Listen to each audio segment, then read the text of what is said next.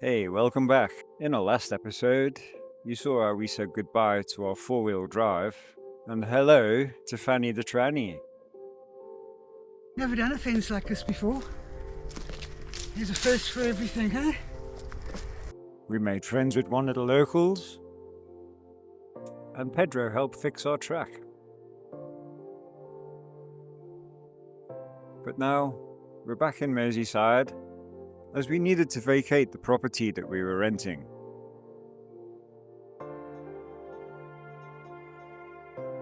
And I also needed to be close to the hospital to receive treatment.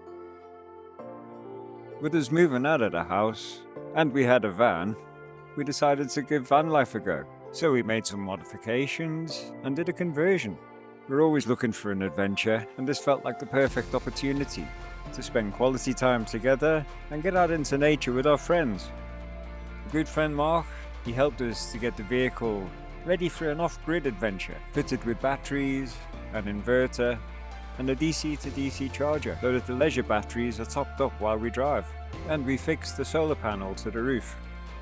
So now Fanny was a camper van, we explored all over the UK and spent time with our friends.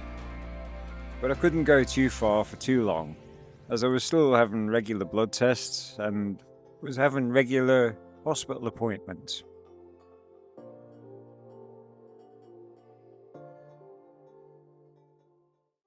There's obviously a lot of pros and cons to this way of life. The pros are, you get to see beautiful areas like this. You obviously haven't got to pay rent, and you haven't got the overheads of living in a house. But living in a van, especially with a large dog, comes with its own set of challenges. It's difficult in the winter, for obvious reasons. It's cold and damp, and obviously things get muddy, and you're living in such a small space. Fortunately, the van was really warm, as it was well insulated, and with it being an ex-police vehicle, it already came fitted with a diesel heater, so we were never cold. And this wasn't going to be long term, only temporary. We just fancied giving Vanlife a go, as we just wanted to experience it. We headed up north, up to Northumberland, to go and soak up some of the beautiful countryside and take in some of its history.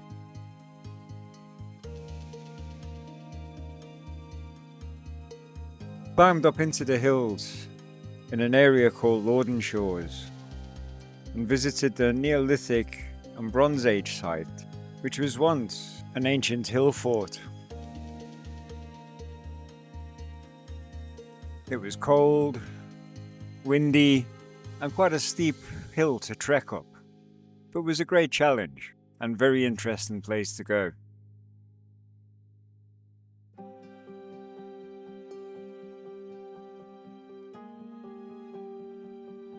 The cup and rings, as they become known, are an ancient form of rock art, featuring concentric circles and hollows with a purpose that still remains a mystery. It really does make you wonder what was going on here back in those days.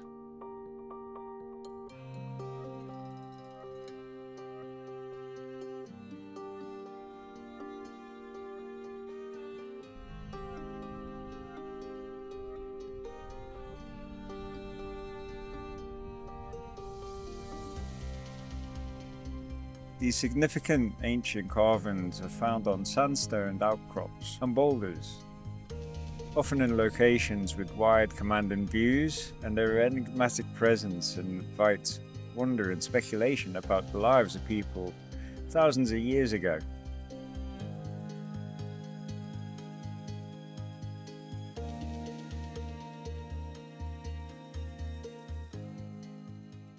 We then made our way to Hadrian's Wall, which is the largest Roman archaeological feature in Britain.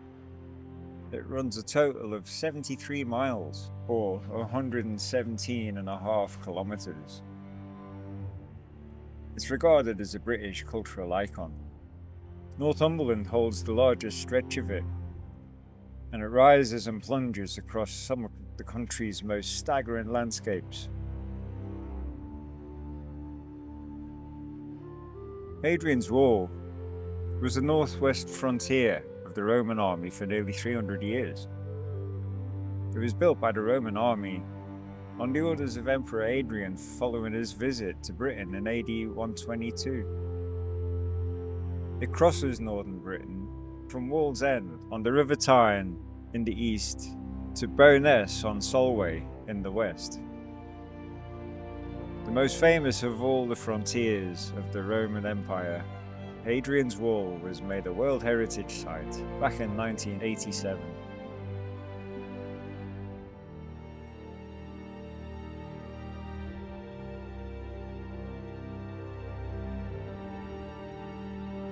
One of the biggest challenges when it comes to van life, you can't stay in any one place for too long. You got to keep moving, something that was starting to bother us.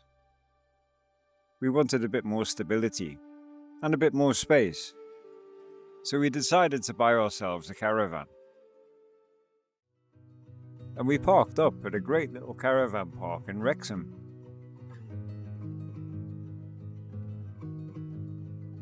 The site itself was beautiful and the staff were really friendly. This gave us a stable base. We were still close to family, close to the hospital, and handy supermarkets just down the road.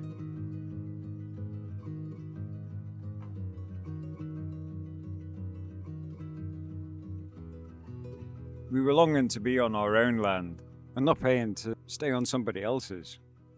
But this would have to do for now, until we could return to Portugal. It was made easier by the visit of our friends. It was great being able to spend time with them, so it wasn't all bad. But what was bad was the discovery of rot in the caravan. We discovered that there was a small patch, which then evolved into a really big patch. And let's just say, the situation escalated. Obviously, I couldn't do much about this. With my immune system issues, this was a high-risk situation. And so Lana, she stripped it all down, bit by bit, cutting away any rotten material, and renovated the whole bathroom area. Even carrying out repairs and brightening up the shower tray. Even with all the issues with the caravan, this was still a massive upgrade than to living in the van. Mitakuye came into our lives in 2011.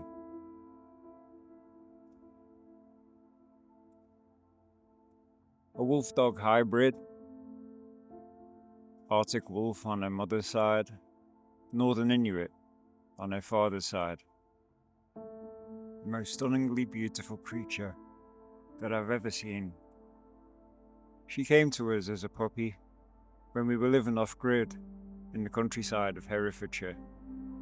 I've always lived with a dog ever since I was a child, but Mitakuye, she was just so unique, unlike any other dog that I've ever known. But then, she wasn't really a dog. She was just so different in every way. The deep love and affection that came from Mitakuye is unlike anything I've ever known before. And she shared it with everyone she ever met, putting smiles on their faces and healing them just with their presence. In May 2024, we took Mitakuye to the vet to have a lump checked out. Unfortunately, we were told that it was cancer. We were advised to have her put down immediately, as she wouldn't recover from this. Things were only going to get worse for her. We opted to bring her home with us. We couldn't allow Mitakuye to go in such an undignified manner. We opted to go privately, and the vet was going to come out to us. Lana's brother and his partner allowed us to say our goodbyes at their place in Birmingham, where she would feel the comfort of her best friend, Max, who had sadly recently passed as well.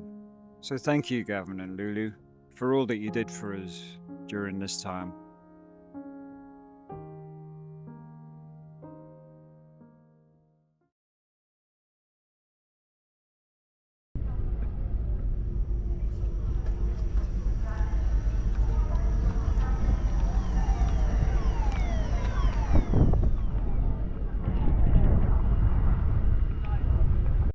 In August 2024, we had to make the long journey back to Portugal without Mitakuye.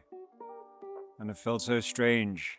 Every other time that we'd booked the ferry, we'd always booked a pet cabin. That wasn't the case this time. It felt good to be going back to Portugal, but it was a difficult journey to make. We were both missing her so much.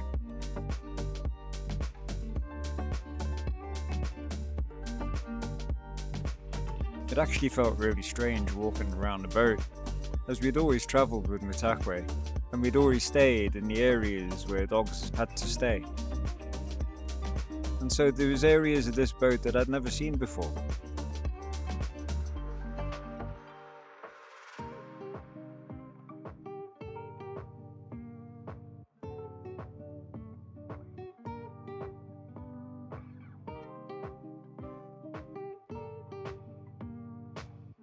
We had a pleasant and smooth crossing and pulled into a nice warm sunny Santander.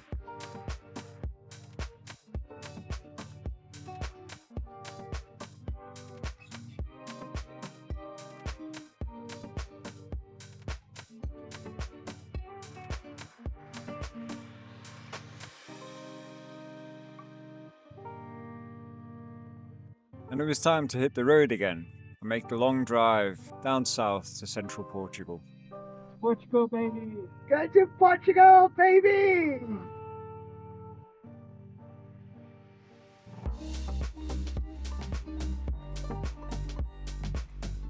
On this journey, we were joined by our good friend Mike. He helped us tow a trailer back while we towed a caravan. Really can't thank him enough for all his help. We drove through the night under the light of a beautiful full moon.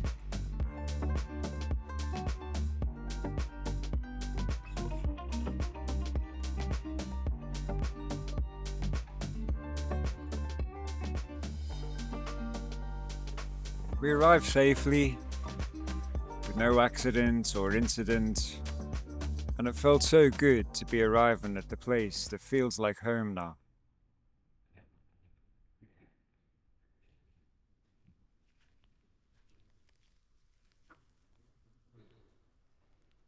So this is how we arrived last night. We're just doing a bit of a tidy up here.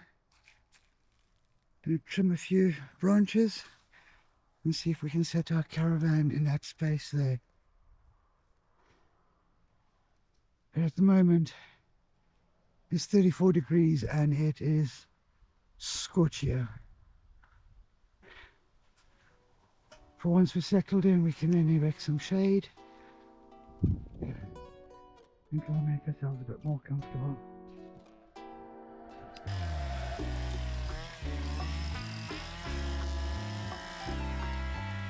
Salona began cleaning up around the site. Although it was August and fire season, you're allowed to use a strimmer as long as it hasn't got a blade and you don't work with it after 11 AM. Our friend and neighbour Pedro brought up the caravan for us and helped us position it. And he also brought us 1,000 litres of water on the back of the trailer.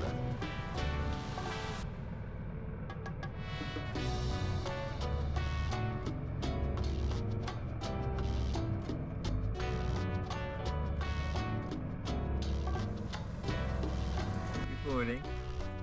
We are here, we've been here for about a week now. This is our little setup. Got my wash machine at the back in that little shed. Our little wash station, fridge. Our lovely farmer friend brought us 1,000 litres of water. So we have our agua. Let's go up here. Whoa! Ground's a bit uneven.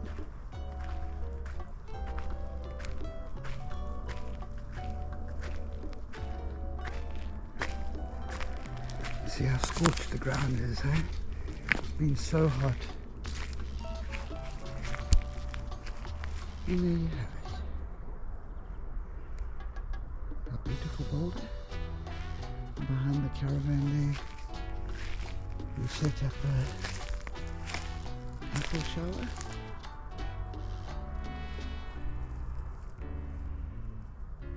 That was our original caravan. That's now going to be our office space and Paddy's studio.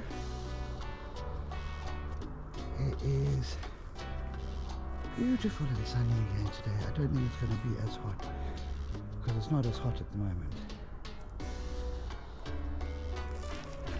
But that's our original ship of container. That's where our storage is.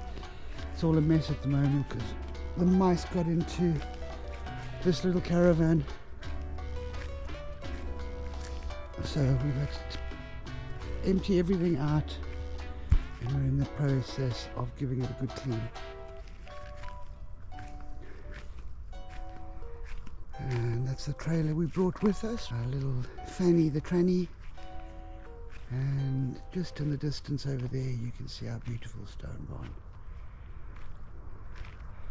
So we're sort of like not even midpoint of the property. Up there's the barn and all our terraces. But yeah, home for the moment.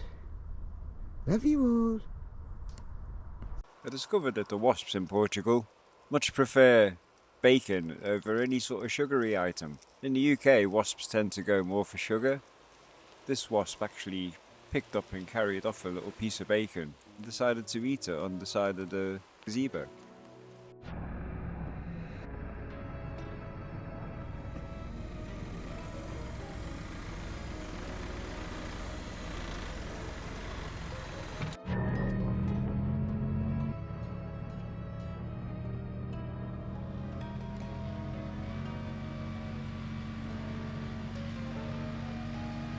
Pedro began working on this land while we were over in the UK already. We'd asked him if he would help us to level this section. It would need carving out, basically creating a terrace, with the idea that we would have it level and covered with grass.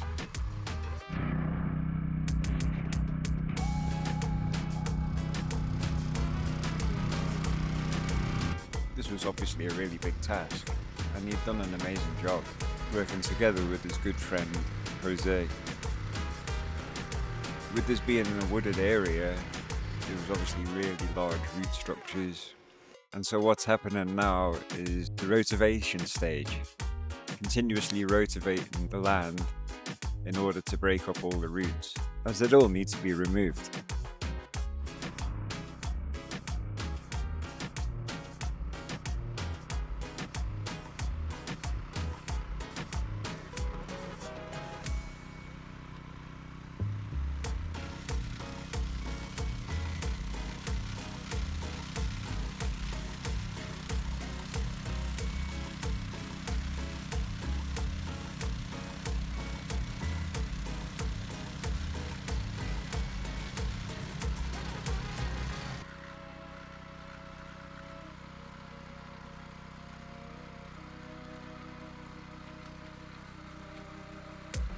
It's a long process and took many days.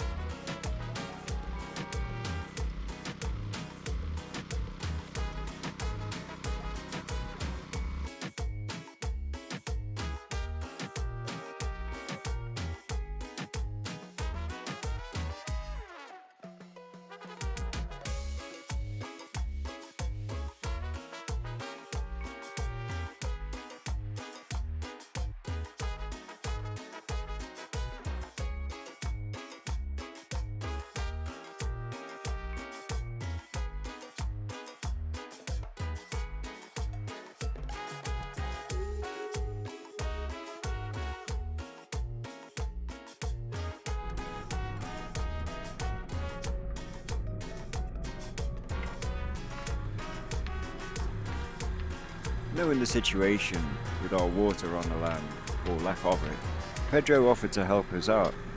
He ran a hose from his property down at the bottom of the hill, all the way across his land, across the fields, and onto our property, and told us that if we ever need water, just to message him. and he'll turn it on for us.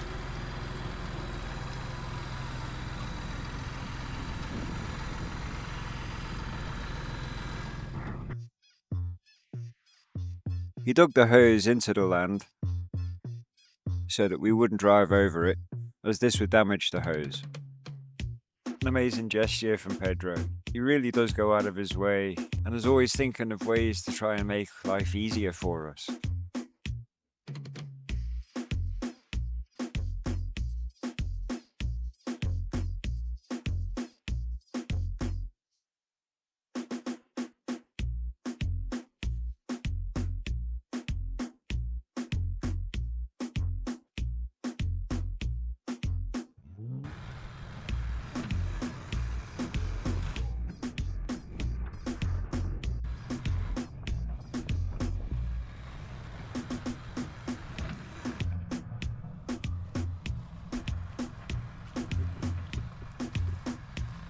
Helps when you got big toys, eh?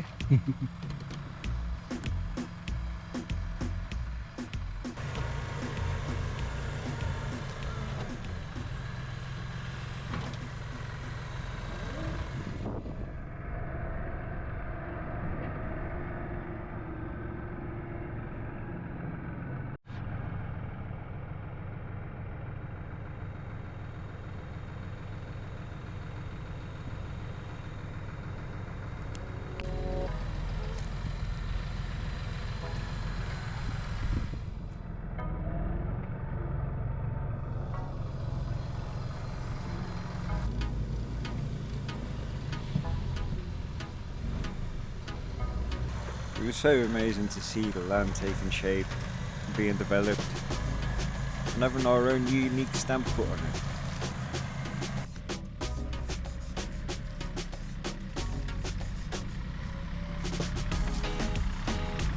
Hello.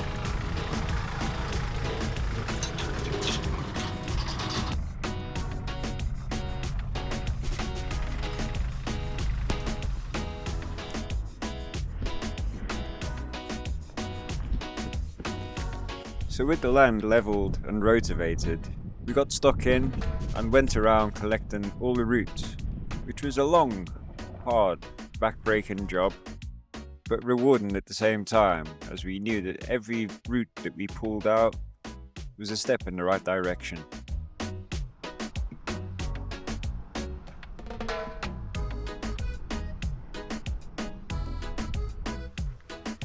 So we're just waiting for Pedro to get here. He'll use the little rotavator again, churn it all up, and then we'll be another step closer to sowing some grass seeds. But until he gets here, I'm just going around picking up all the old root structures, anything to help the process, and because the farmer told me to. So at the moment I take his advice. He's been a great help.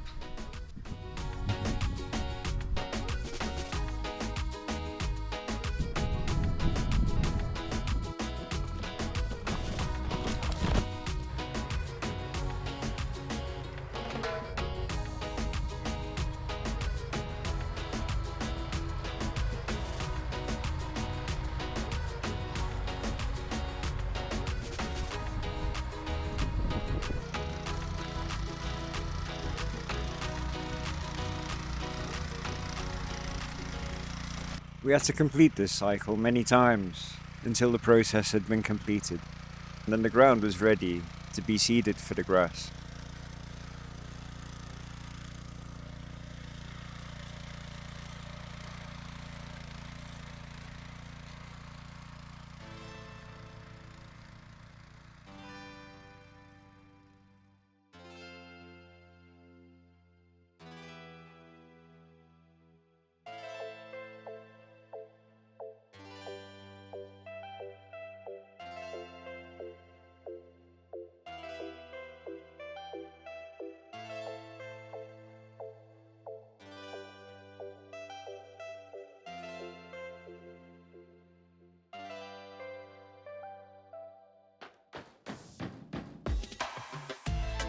The next phase of this development was going to require taking a drive to Lisbon to go and view potential possibilities for the items required. It only takes about 2.5 hours to get from our land to Lisbon, so it's not a major journey. We arrived at Nordic Shipping Containers. We'd come to view a couple of shipping containers to place on the land that had just been developed. The containers are all in various states of condition. Some have been bashed about on the open seas, some were rusty, and so it was a case of taking a look to see which was the best option for us at the right price.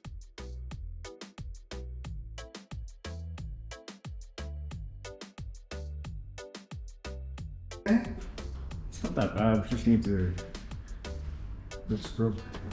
We'll have to just paint them ourselves. Yeah. See, these seals seem to be better. The other ones are corroded all along. Yeah. Well, that's it. I mean, as long as it's structurally sound. The rest is cosmetic, isn't it?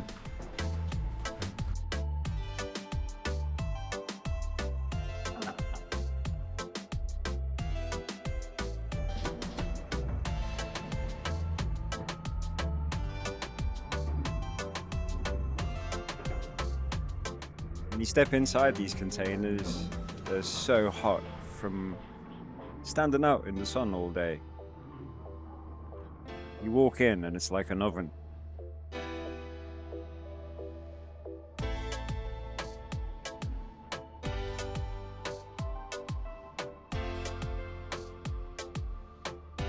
Through this one. Well, here we are, container number 1. So yeah, our first container, we're just waiting for them to come with a new list. I didn't like that one. Thought there was a bit of roof damage in the roof. These containers are not going to be used for storage like the first one we bought. These are going to be used full on as business. We've not divulged what that business is yet, but we will do in future episodes, so stick around and you'll find out what our plans are. And I'm sure you'll find the business interesting. It's a bit different. If you're interested in acquiring some shipping containers, I've left links in the description. You can contact Tatiana. She speaks very good English, and all the details are both in this video description and on the channel description. So once we had identified the shipping containers that we were going to purchase, we made our way down the coast to a place called Sines, where we made use of our camper van and found a spectacular park up for the night.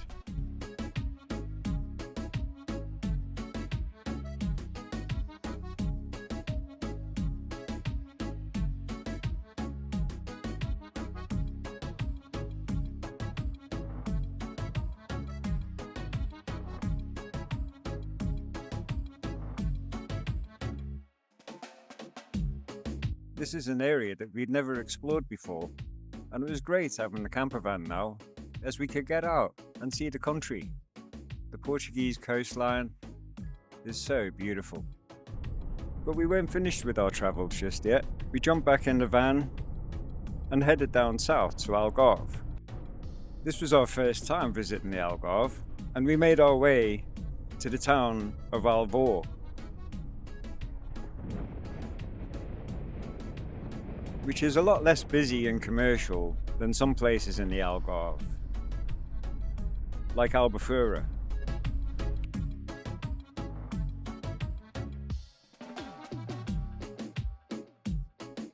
It was a nice change and a welcome break from working on the land and exploring the coastline and spending time by the ocean.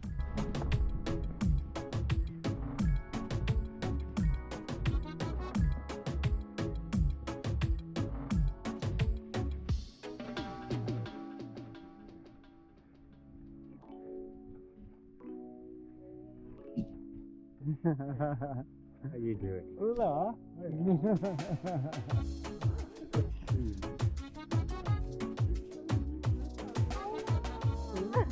We met up with Lorna's brother, Gavin, and his partner Lucy, or Lulu.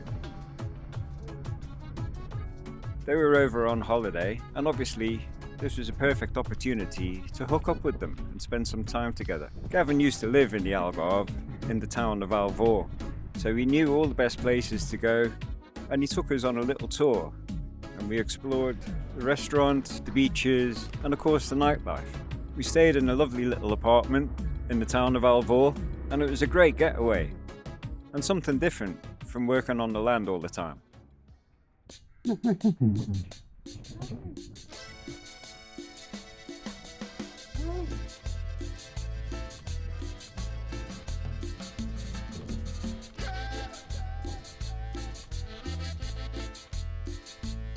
So I'm going to leave this video here and join us in the next one to see how we progress on the land. If you enjoyed this video, please consider subscribing and drop us a like, as it helps this channel to grow. Really appreciate your support, and if you want to share a bit of extra love with us, we now have a link where you can buy us a coffee, like here Kitty did. Really appreciate it. Thanks so much for that, Kitty, and we'll see you all in the next video. Adios. No nos gusta migrar federales ni agentes. Soy de la frontera donde todo es diferente. La rueda del baile donde pierde